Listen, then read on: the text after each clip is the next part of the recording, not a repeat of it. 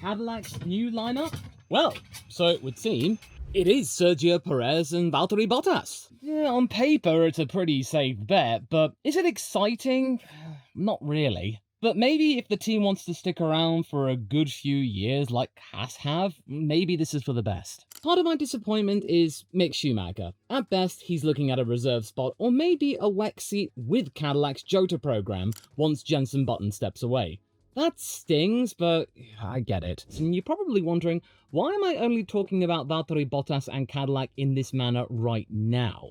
Before even Checo's been officially announced, although that is expected to be announced within the next couple of weeks after the summer break is over. Well, reports from RacingNews365 and Formula.hu say the deal is done. The contract just needs to be signed, and before you ask, yes, I do trust Formula.hu. They broke the Toyota Haas tie-up really early, and their paddock gossip usually has a good hit rate. But in any case, what did they exactly report, I hear you ask? Well, here are Formula.hu's comments for your consideration. Formula.hu and RacingNews365.com report from industry sources that Valtteri Bottas has signed with the Cadillac F1 team. Some sources have been expecting the team to announce it around the Italian Grand Prix in recent days, but will most likely happen before the Dutch Grand Prix next weekend. Cadillac is prioritizing experience for 2026, which puts Sergio Perez among the leading options for the other seat. Cadillac plans TPC tests this year with a Ferrari from 2 years ago to get the team race ready. If Bottas joins those tests, he may be unable to continue as Mercedes' third driver, so Mercedes may need another solution. Okay, there is quite a lot of stuff to unpack there, but one of the biggest takeaways from all of that, for you Danish fans out there, is that yes, your boy Fred Vesti is probably going to be getting that little bit more work as Mercedes' lead reserve driver. But it does include some trends which I think have changed somewhat since I originally heard Mario Andretti say, well, they want experience as well as a youngster within their first lineup as a Formula 1 team. You may recall from my Silverstone hospitality vlog that I discovered Cadillac's secret hidey hole within the Hilton Garden Inn opposite the pit lane for the British Grand Prix.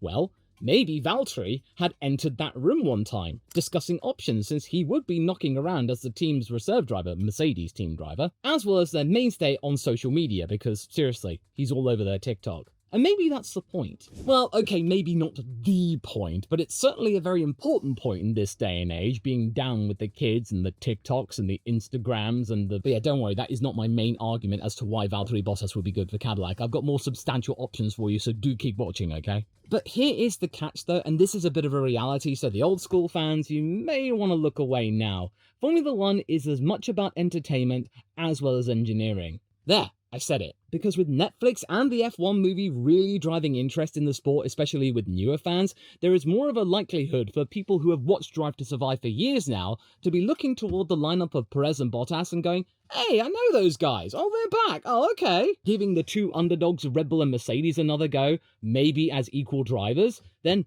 it's certainly going to generate some bit of hype and some bit of news. Because yes, indeed, this is a quite dependable double act if they do go with Valtteri Bottas and Sergio Perez as their first lineup.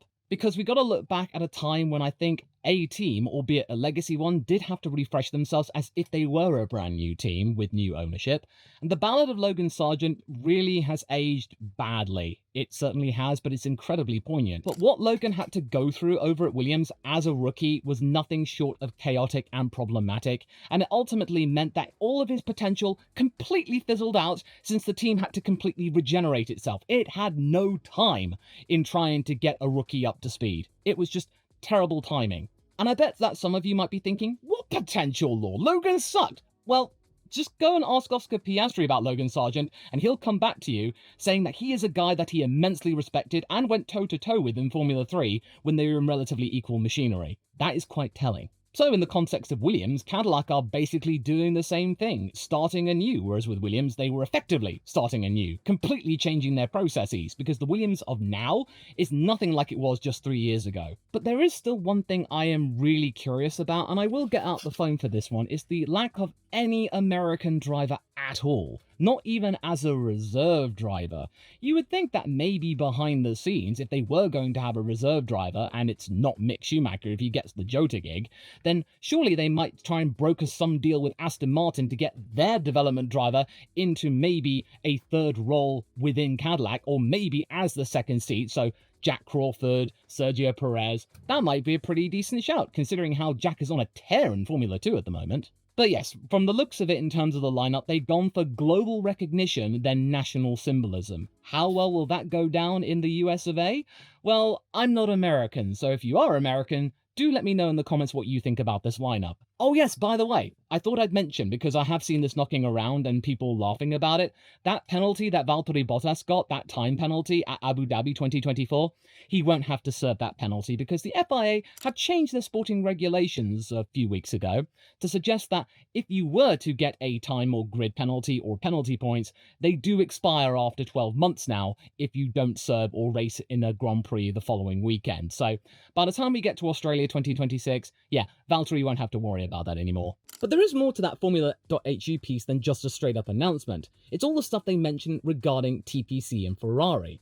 Even though it is quite a conservative lineup, it does have its merits regarding experience with that Mercedes connection of Valtteri's, but also the Ferrari one of recent times, because as you might recall, Bottas has spent the last 3 seasons before his sabbatical with Sauber-engineered Ferrari-powered cars. Now that kind of recent experience with Ferrari power units as a mainstay driver is something that Cadillac would be very, very interested in. Granted, it's with a slightly different power unit of going into next year than last year's, but it is something in terms of the basic fundamentals of Ferrari style.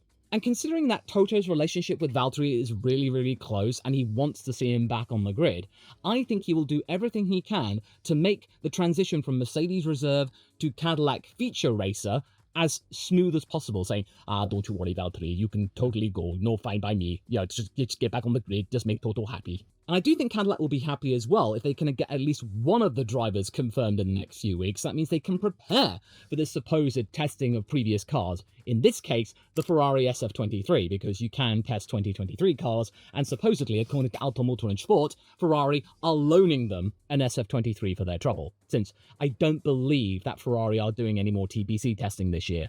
Certainly Lewis isn't doing anymore. Because I've also heard rumours that Perez's contract is a sticking point, although some of those sources have come from very obvious parody accounts. So just so you know, treat that with, well, just look at parody account and the whole Formula Fakers incident from earlier in the year. Just be careful. But this does make really good sense for Cadillac, because using a 2-year-old Ferrari car, as well as having a Ferrari power unit deal going all the way through their first 3 seasons, is a really sensible choice. And even though Valtteri is a safe pair of hands, he also does have experience with Ferrari machinery, albeit as part of a customer team, but that's still better than nothing.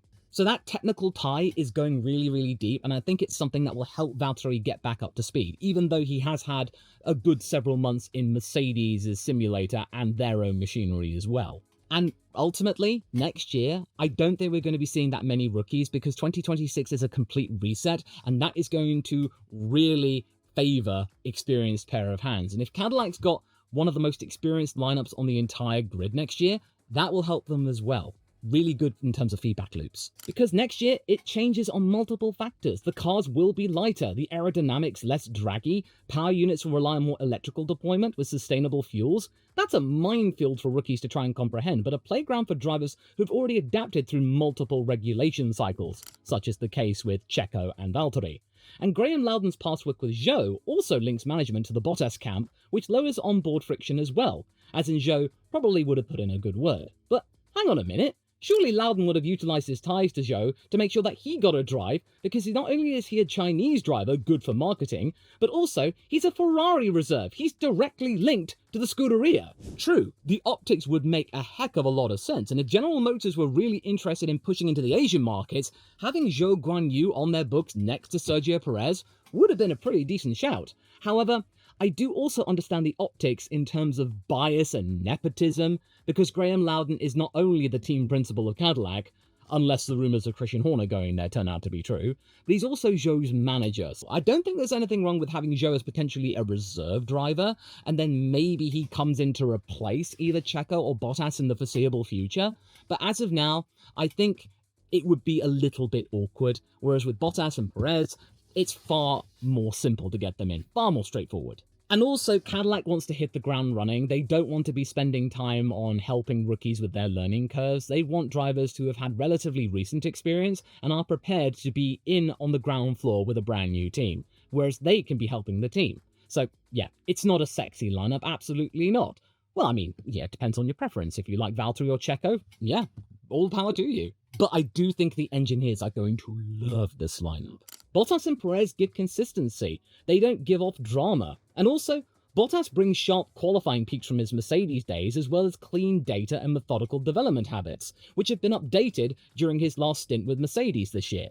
And Checo himself brings elite tyre management to the game, as well as having heaps of motivation and keen to prove a point to all the Red Bull naysayers, because it's become quite clear in the last couple of years of all of the trials and tribulations and challenges and roadblocks that Sergio had to deal with at Red Bull from the RB19 and 20 days, that all of the stuff that he warned them about was being ignored, and had they actually listened to Checo's initial feedback, Red Bull might still be dominant to this day, and Adrian Newey might still be at Milton Keynes. There are so many things that could have gone right for Red Bull had they just listened to Perez. I think it's quite safe to say that for Perez at Cadillac, they'll be all ears. And they have both lived within title-winning organizations. They've been the partners to multiple world champions. So having the backing and support, public support, really public support, of Max Verstappen and Lewis Hamilton, that's going to do them really well in terms of their overall resume or CV or what have you, or wherever you're listening to this to. And whilst the pit wall is building muscle memory, if Sergio and Valtteri are happy to be just mucking in with the team, just putting in the hard graft and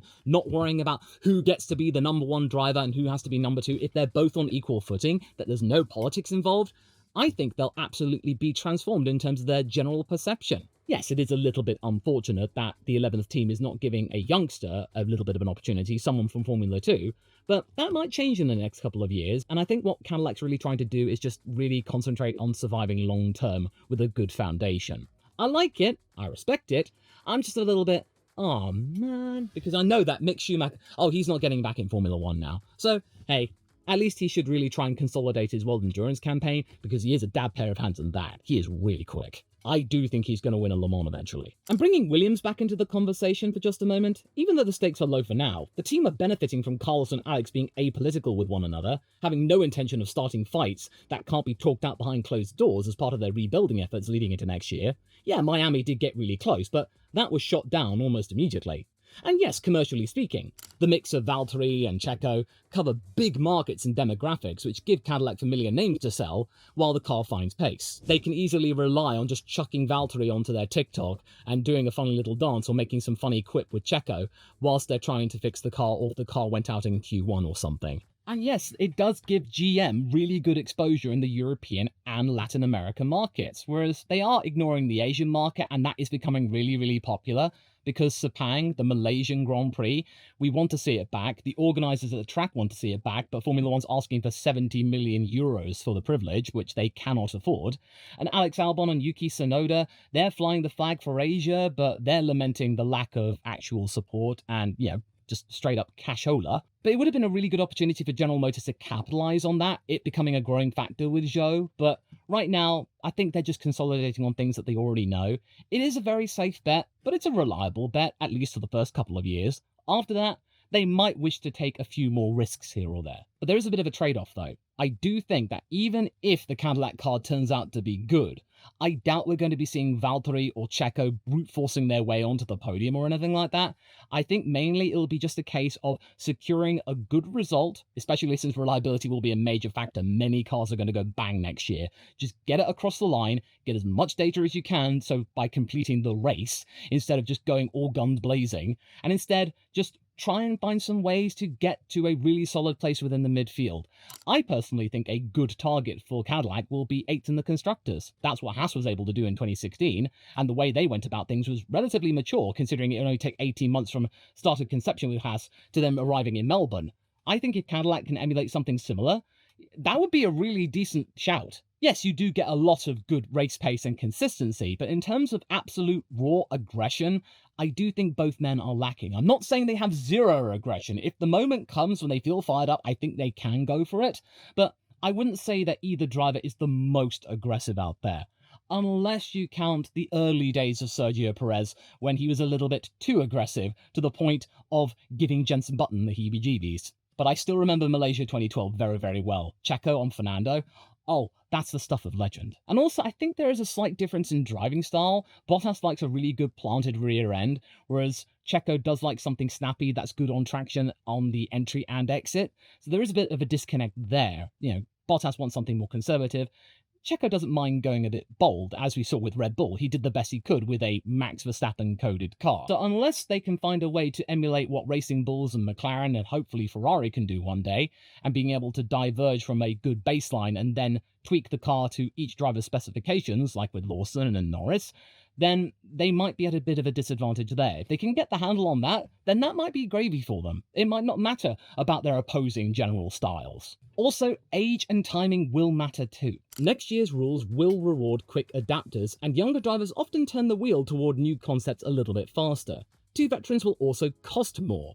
Sergio and Valtteri's pay last year, supposedly, was just shy of 20 million and 10 million respectively. Yeah, I do suspect they'll take a pay cut of sorts, but not a massive one, which may mean less budget for long simulator programs or a third chassis if the cap gets tight. Although there is going to be a boost in the cost cap next year, so that might ease the pain. And yes, before you say it, I am fully aware that driver salaries are not taken into account regarding the actual cost cap itself. But it would still be extra capital that Cadillac may have to fork over in terms of their general costings and stuff that's outside the cap. And not to mention, what we saw with Sauber and Alfa Romeo, Valtteri being paid 10 million a year, and the return we got from him in 2023 and 2024, that wasn't a good return. Let's just be real. I know the car wasn't that great, but for that much money, for the points that he got, in the case of last year, none, that's a bit of a money pit. And yes, fortunately, both men understand the long game, playing the team game as well, which means that when the stakes are low, I do think team harmony will be quite high. But unless Checo is absolutely motivated to absolutely dunk on Red Bull as they're going through a rough time and he becomes the North Star of Cadillac, then I really don't see both drivers really going it for all gusto efforts or anything like that. I think they will be good in terms of scoring points, but I don't know. We'll have to wait and see. I do really want to hope and see Checo really messing around with the top teams like he did in 2012. Oh, Cadillac taking away points from Ferrari and Red Bull and Mercedes and what have you. Oh, that would be so much fun to see. Yes, what Cadillac is doing, it's mature, it's pragmatic, I get it. I am just still a little bit sore that Mick Schumacher has been denied an opportunity for a race seat, so it would seem, and that is pretty much it for him now. It's not the pumped up and hyped up introduction that American fans probably want to see from Cadillac. It's not glitzy or glamorous like their initial logo debut was, as well as disappointing because that's all we got. We didn't even get a hint as to what the colours of the car would be. But it is a grounded one, it's a measured one, and I think it's something that will last the test of time, especially as General Motors are preparing to bring in their own power unit for the 2029 season, arguably just 1 year right before the engine rules may change again. They're banking on that probably not changing for 2030, or at least not that much. But you're just looking at slow and steady, and as the old saying goes, slow and steady wins the race. I get why Cadillac have done it. It's a reasonable lineup. It's a reasonable choice. It's just not my favourite one. But hey, I'm just a guy on a ladder, so what do I know? I do think Mercedes, although they're being altruistic in making sure that Valtteri gets back on the grid, they will lose a really charming part of their operation. But again, I do think that Fred Vesti will benefit from this. He's already done a lot for the simulator efforts. He's done FP1 outings. He's currently racing in IMSA, so he is ready to go. And curiously enough, it's for a Cadillac-based team as well in IMSA, so that is a really fascinating tidbit. But I also think that the real loss for Mercedes will be the human capital as well. Team Comms chief Bradley Lord has been on record about how Bottas has mentored Kimi Antonelli this year, and before the season started, as well as adding a driver's eye to debriefs, and he's done his usual simulator and TPC running, as well as being a popular ambassador for the team on social media and exhibitions, because Bottas repping the team at Goodwood, oh, I can tell you from first-hand experience, the crowd around the Mercedes stand there was huge. He can still attract a crowd, so if he does end up leaving Mercedes this season, expect the duties of mentoring Kimi Antonelli to be spread about multiple sources, including Russell, his teammate, the engineering staff, Bono, as well as many others. And you all know the old saying about too many cooks spoil the broth and whatnot. And yes, the Mercedes admin on all social medias might have to rely on George a little bit more. Or hopefully, many of the things that Valtteri has been teaching Kimi has been something to do with unlocking his inner meme lord. If he can do that, then Valtteri would have been a good teacher. Because I think Mercedes were missing a trick in letting Paul Aron go over to Alpine, because you're looking at Alpine socials, and whenever Paul Aron is on there with his tiny little pink microphone, he's absolutely rocking it. And now that I've been catching up more on Ryan Trahan's videos, I swear the two of them, they were separated at birth. The yin and yang. Ryan is always looking really happy and peppy. Paul Aron with a stoic face. Oh, they're a natural fit. Change my mind, people. Seriously, the resemblance is uncanny. But yes, bringing in two veterans, it's not them being scaredy cats or anything like that, Cadillac. No, this is an engineering-focused choice, first and foremost. Because the team does need stability in the midst of a complete change, one of the biggest fundamental changes Formula 1 has ever seen. I think maybe Cadillac just took a look at themselves in the mirror and their operations and are realizing that we don't really have time in building up a rookie, since we're a rookie team ourselves. And yes, we have examples in recent times of rookies absolutely nailing it on debut and surprising many people. We're talking about Isaac Hadjar, we're talking about Gabriel Bortoleto, but there is no guarantee, and I think Cadillac knows this, that every single rookie is guaranteed to be doing what Gabi and Isaac are able to do. And again, Sargent is a case in point, although I am really happy that he is getting back into active racing again, so I do wish him well when he goes for a couple of races this year at IMSA. And most importantly, they know, Valtteri and Sergio, what it's like to win races and win championships and to build a system.